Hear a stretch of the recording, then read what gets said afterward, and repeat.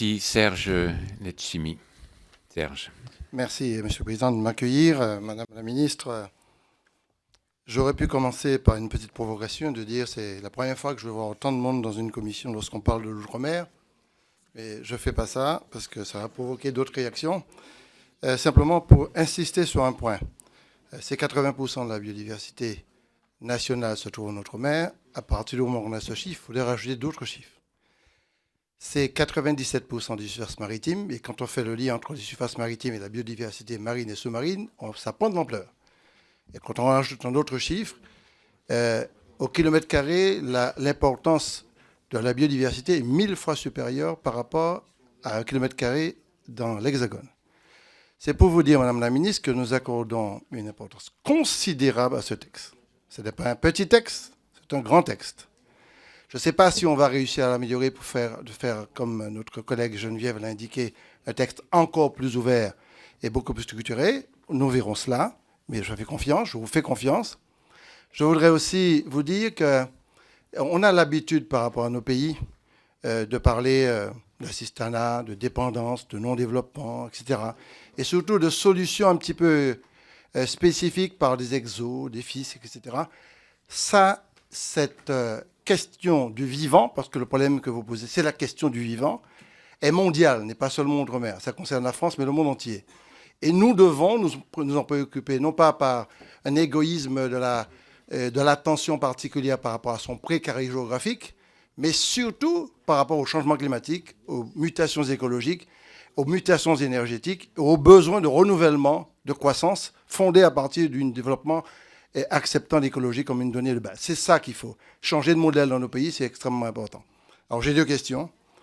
Puisque c'est important pour nous, puisque c'est la base qui pourrait nous permettre de nous réconcilier avec notre propre milieu, notre propre nature, nous permettre d'ouvrir d'autres espaces de développement par la connaissance et la résilience, puisqu'on peut développer des espaces de recherche en concertation avec notre environnement géographique, pour quelle raison il n'y a pas une déclinaison extrêmement efficace sur l'Agence française de la biodiversité? Vous ne pouvez pas déconnecter la question de l'ingénierie locale. Moi, je vous aurais proposé de créer dans chaque bassin transfrontalier et outre-mer, océan Indien, Pacifique et océan Atlantique, des déclinaisons de l'Agence française de la biodiversité, de telle sorte que l'ingénierie et le financement soient en adéquation par rapport aux besoins de connaissance, de valorisation et de protection.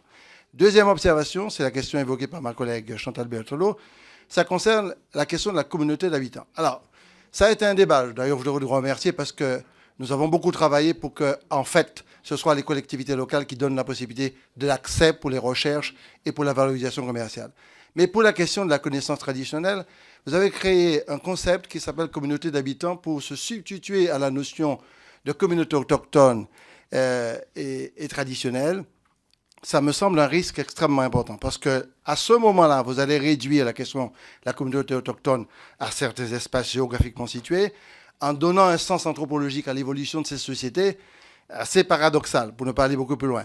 Cependant, il y a à la fois les connaissances et les usages qui ne sont pas nécessairement liés à une communauté autochtone, qui est liée au vécu d'une population qui est en lien avec sa propre histoire. Et si on ne revoit pas la définition de la communauté d'habitants pour nous permettre d'avoir aussi droit à protéger, premièrement, nos usages et nos richesses, mais aussi les valoriser et en tirer un profit à réinvestir dans une dynamique de filière économique, notamment autour de la pharmacopée, des produits pharmaceutiques, donc, mais aussi des cosmétiques, mais des produits d'avenir. À mon avis, vous et nous-mêmes, nous perdons une chance incroyable de mettre l'outre-mer dans un autre axe de développement que la consommation massive ou l'importation massive. Merci.